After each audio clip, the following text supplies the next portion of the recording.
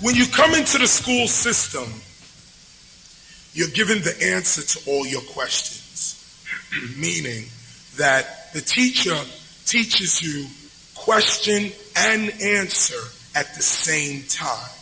What we do is the teacher says, class, Christopher Columbus discovered America. We write it down. 1492, Nina Pinta Santa Marita Mayflower. We write it down. Never once do we question the teacher. Never once do we say, well, I think Christopher Columbus was drunk and lost and the Indians discovered him.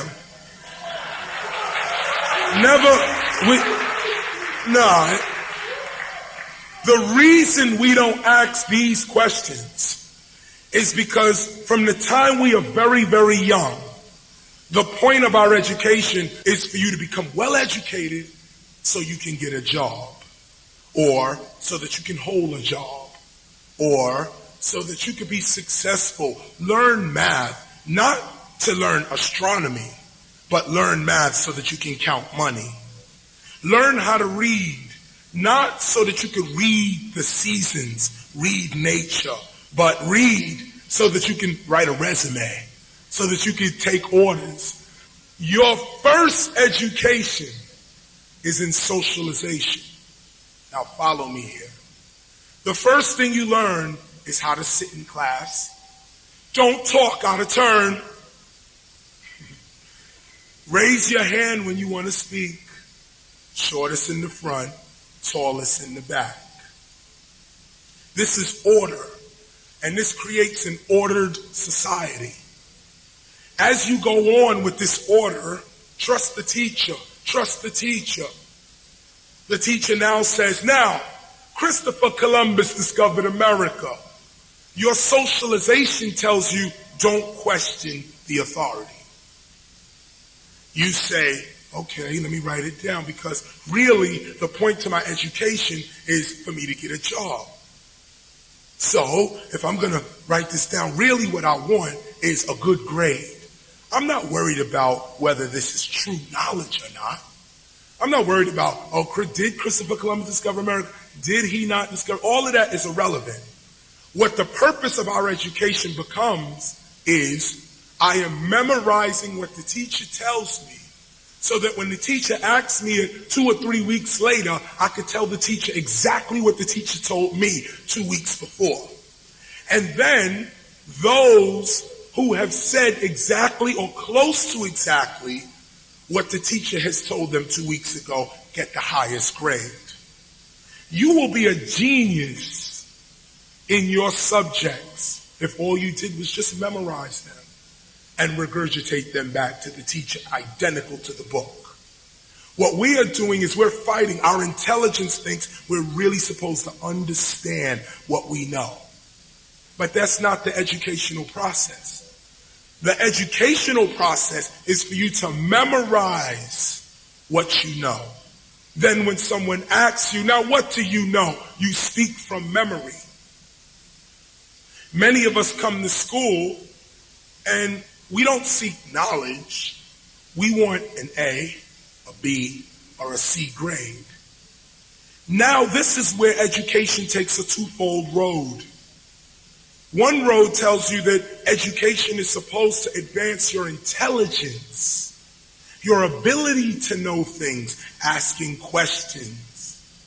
The other side tells you don't ask no questions. This is not the place to be asking no questions. Just tell me what I told you. Now the trick here becomes this. When you begin to get a little more mature in your education and in your life, you begin to ask questions like, well, who am I? And where am I? Now when you ask questions like, well, who am I? What happens is intelligence does not answer the question. Memory answers the question. And what we become are basically Memorex tapes when it comes to knowledge of self. True knowledge of self has to be discussed in two forms. First, knowledge, and then self. We are discussing first knowledge. Knowledge is like glasses. If your glasses are foggy, everything you look at will be blurry. If your knowledge is not clear and you really don't understand it because you just memorized it, you didn't really understand it. You just memorized it and you know this is what's said, you know this is what's correct because we're trusting the teacher, so we give it back and that's what it is. But what happens when you ask the question, who am I? When you ask the question, now who am I? Memory kicks in. What we have is called training. And then you have to ask yourself, now what are we being trained for? And what we're being trained for is, again, the job market. We're being trained to work better. This is a more advanced version of slavery. We're being taught how to be a good business manager, a good computer analyst, a good recording artist, a good doctor, lawyer. But all of these titles are false when asking about self and who you are. Just looking at it. If you look at our skin color, this looks like brown to me. If I put black up against it, there's no way it will match. The entire human family are different shades of brown. The entire human family. But what happens first is we are taught, you gotta fight me, I gotta fight you. Because you were taught you're white, so you fight for that white thing. We're taught we're black, so we fight for that black thing. Others are told that they are red. Others are told that they are yellow. And these false identities created by our educational system creates movement in our lives. This creates the movement. This creates the movement. Knowledge is a good tool of intelligence. You hear all the time, knowledge is power, and this is true. But without intelligence, there is no knowledge. You have heard for 10, 20 years, get knowledge, know thyself, knowledge, knowledge, knowledge. Today, we have to advance our education. And now look at the fact that, okay, knowledge is power, but intelligence is force.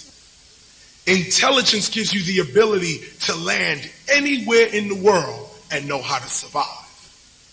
Intelligence gives you the ability to meet a person and you don't speak their language, but you can communicate. Knowledge says that I have to speak your language in order to communicate with you. Knowledge says that if you don't dress like me or look like me, I can't relate to you. And if everybody gets a different knowledge or a false different knowledge of themselves, then we meet each other in ignorance. And when we meet each other in ignorance, we don't see that we're all a part of the same human family. We don't see that. What we see is the political skin color given to us in our grade school education.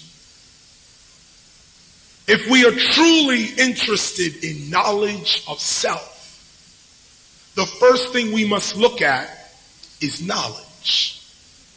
Knowledge is not the end all be all. Knowledge is important to have.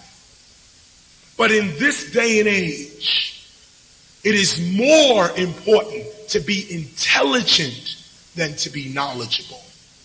And it is more important to be knowledgeable than to just be a Memorex tape. So through your education, yes, you must memorize things, and that makes you knowledgeable. But once you gain knowledge, now you have to begin to question the knowledge that you have.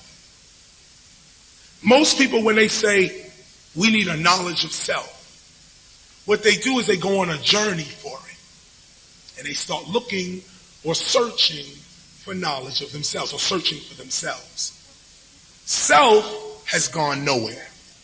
This is the first rule in any spiritual philosophy. Self has gone nowhere. What has happened is self is standing here as a child, and through your education, you put knowledge on yourself. Knowledge is like a coat when you don't control it with intelligence. It's a coat. The first coat, my name. Second coat, oh, I'm my mother's son, coat. Or I'm a brother to my sister or brother, next coat. I am in school, I am a student, next coat. You grow up, you get a wife or a husband, I am a wife or a husband, coat. You go further in your career, now I am an MC, coat. I am a doctor, coat. Policeman, coat. All of these coats on top of self help you to forget self. And what we do is we begin to move by way of the coats, not by way of the self. Because we forgot the self. The coats begin to rule us. The black thing is a coat. It's important to call yourself black. That's political. But don't get caught up in it. It's important to say, yes, I represent white people. But don't get caught up in it. It's a coat. It is something you put on when necessary. When you go into your job, you go to work, you put on the coat of whatever job you're doing, and it works for while you're working. But then when you leave the job and go home, you're supposed to take the coat off, hang it up, and be yourself. But if we don't have practice with self, and if we are trained to memorize, we forget, which is our strength here, memory, we forget what self is. The true journey toward knowledge of self is to question the coats. Take them off one by one. Take them off. Take them off and put them down. Take them off. If you take off all the coats, you'll be left with nothing but self. Self is not something to gain. It's always with you. Self is not some place you gotta go and attain a new knowledge. The more knowledge you get is the more coats you putting on. The self is what the universe is doing. And I'll say this again. The self is what the universe is doing. When you come in contact with yourself, you know what the universe is doing. When you come in contact with self, meaning you took off the coats, all the coats. There's no journey. There's no deep meditation. Question what you are calling the self. When you don't call the self anything anymore, you've gained knowledge of yourself. When the coats don't lead you anymore, you've gained knowledge or awareness of yourself. Now, I started this conversation by first starting with knowledge of self. We're discussing health, wealth, and knowledge of self. Again, knowledge of self is about questioning the coats that you put on top of yourself to help you forget who you really are. Who you really are, or what you really are, has no name. It has no title. It has no occupation. It just is. I am that I am. And let's not think that the coats are evil. But if you're gonna live in the inner city, then you're gonna have to wear some coats. And if you gotta wear the coats, wear them. But know that they are coats and they are not you. Let's move over to wealth. Wealth. What is wealth? Wealth and health are really the same thing. But let's concentrate on wealth as it pertains to money. There are two concepts to look at. One is, everyone says, I want money. I want money. Give me money. I need money. But no one has anything to sell. If you ask yourself, I want money, how can I get money? The next question should be, well, what is my skill? Many people cry out, I want money, but have no skills. If you are an MC and you say, I want money, have skills. The one who has skills does not even need to ask for money. He's running from the money. She's chased by money. Because skill is what makes you wealthy. Skills. Having a trade. Having something to sell. If you have nothing to sell, you don't get paid for anything. You can't expect to make money and give nothing. It makes me laugh. Pardon me, teacher. Yes. In order to stay on time and do the question and answer segment, we need to bring this to a close within the next 5 minutes.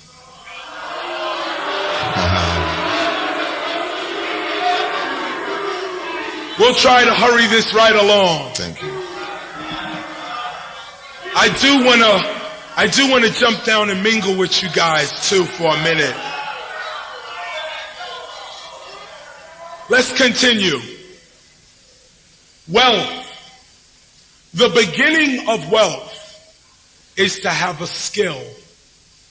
And this goes for any profession you decide to get involved in. Any. If you are a doctor, or if you are studying to be a doctor, make sure you have skills in medicine, and you'll be the wealthiest doctor in your field. If you are an attorney or studying to be an attorney, if you are whatever, a chef, culinary arts, so on. A mother.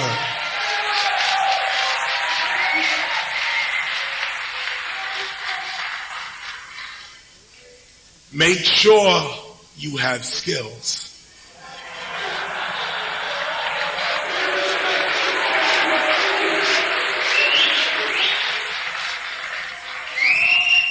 Point number 2 in wealth. We have to begin to understand that what we call the mind is different from what we call the brain. The brain exists right here in what is called your cranium, your head. That's the brain. The brain is the central nervous system, the brain. It's also believed that the heart is as well. But for the sake of this conversation, the brain is the center of your nervous system. Helps your heart to pump, lungs to go, keep the body in order. But that's not the mind. Neurologists don't know where the mind is. The mind is not in your head. The mind is not only all over your body, but it is all over your environment as well. When we come to understand that your mind, what is called the mind, is all over the place, when you seek to gain wealth, the first thing that must be achieved is something called creative visualization. Every night before you go to sleep, see yourself doing what it is you want to do. See it. Feel it. If you are good, like back in the days when I was sleeping on the streets, and I don't know how many of you have been to New York, but we have a subway system. And that was like my living room, literally. We used to sleep, or I used to sleep on the subway. But as I was sleeping on the subway, I would visualize this event right here. I would see myself rocking crowd. Yo, Nato, yeah. I would see it. And I used to get so worked up in it that sometimes I used to break out into a sweat without even moving. Anyone who goes to sleep at night and visualizes in their mind what it is they are or what it is they want to be, they will sustain it or then become it. As a man thinketh, so he is. When you think, your thoughts are real. Ideas are only the first stage in material existence. Everything that is matter, everything you see was first an idea. When you come to understand that everything from the chair you're sitting in to the clothes that you're wearing to the food that you've eaten was first somebody's idea, then you begin to know that when you sleep at night, don't just waste your mind on idle thinking and fall off to sleep. Practice your art. Go to sleep. Demand that you get 5 minutes to yourself. Don't go to sleep angry. Don't go to sleep sad. Because these things become manifested in your life when you wake up the next day. No matter what the situation is, try to release that. Go to sleep and concentrate on the future you. When you wake up in the morning, confirm that again in your mind. It takes 2 to 3 minutes. It's not hours of meditation. It's just 2 or 3 minutes of creative visualization. Feel it. Don't wait for someone to tell you, oh, here's your degree, or rather, here's your receipt.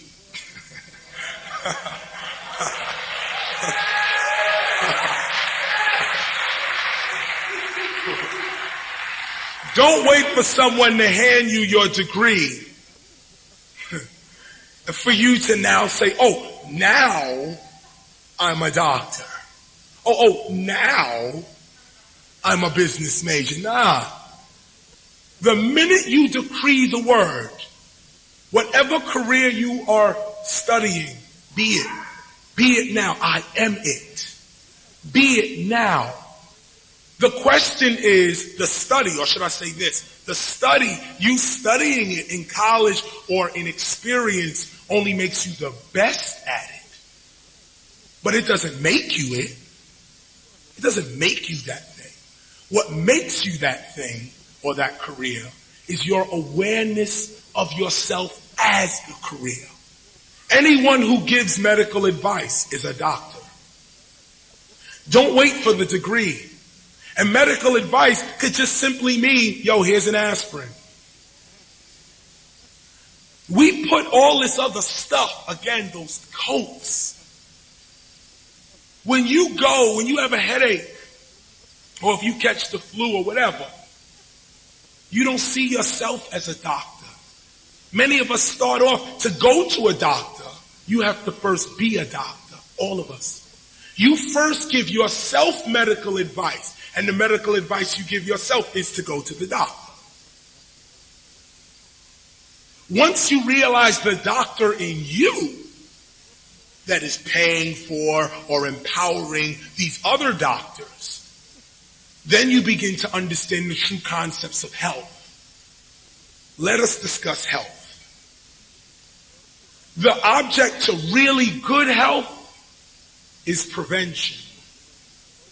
Don't wait till you're sick to try to be well. When you are well, try to be well. If you are well and you feel good about yourself, then try to move on and on. In other words, if you feel good right now, cut down on the sausage, the bacon, the red meat. Even though your body can handle these things, it's not good to just keep giving it, and then it breaks down. Now you're wondering what happened. But here now the second point to health. Health has a lot to do with controlling the five senses. If you do not have control of your senses, it's almost impossible to stay healthy. And I'll say it again. If you do not control your five senses, it's almost impossible to stay healthy. Many of us don't take some of the best things for the body simply because they don't taste good. Many of us eat right here.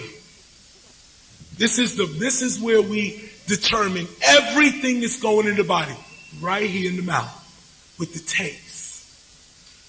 The stomach does not know taste. The stomach, the digestive system, small intestines, large intestines, colon, liver, kidneys, they don't have no taste. They don't know whether the food you eat is hot or cold. Matter of fact, these organs don't even care. The way the body looks at everything you put in your mouth is as a drug. This is why food and drugs are always on the same level in medicine. All foods are drugs. Food is a false title. If you can look at every food as a drug, you will eat differently.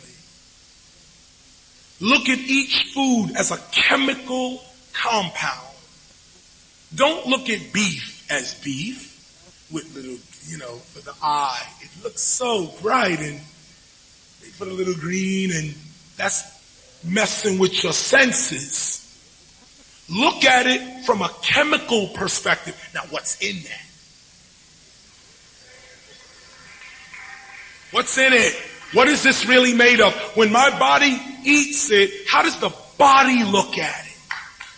The body looks at it as chemicals, and the body deals with it as chemicals. That's the way the body reads food. It's the senses that lead us to disease and sickness. It is our lack of discipline of the senses that has us eating anything.